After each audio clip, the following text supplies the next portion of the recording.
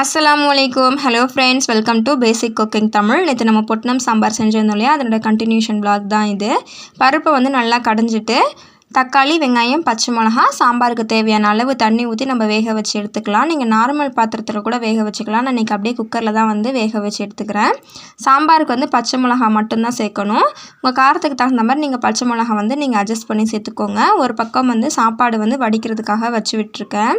சாம்பார் வந்து நல்லா கொதிச்சு வந்துட்டுருக்கு. தக்காளி, வெங்காயம், பச்சை மிளகா இது மூணுமே நல்லா வெந்து வந்ததுக்கப்புறம் நம்ம செஞ்சு வச்சுருந்தா பொட்னம் இது கூட சேர்த்துட்டு ஸ்டவ்வை மீடியம் ஃப்ளேமில் வச்சு 5 to 10 minutes மூடி போட்டு நல்லா கொதிக்க விட்டுக்கலாம். அப்போ தான் அதனுடைய ஃப்ளேவர் வந்து நல்லா இறங்கி சாம்பார் வந்து டேஸ்ட்டு கொடுக்கும். அதுக்காக நம்ம சேனலை வந்து சப்ஸ்கிரைப் பண்ணிவிட்டு பெல் ஐக்கானை கிளிக் பண்ணிவிட்டு ஆல்ன்ற ஆப்ஷன் கிளிக் பண்ணி வச்சுக்கோங்க.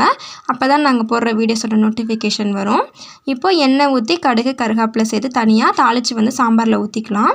இதனோட கண்டினியூஷன் vlog வந்து நம்ம நாளைக்கு பார்க்கலாம். தேங்க்யூ.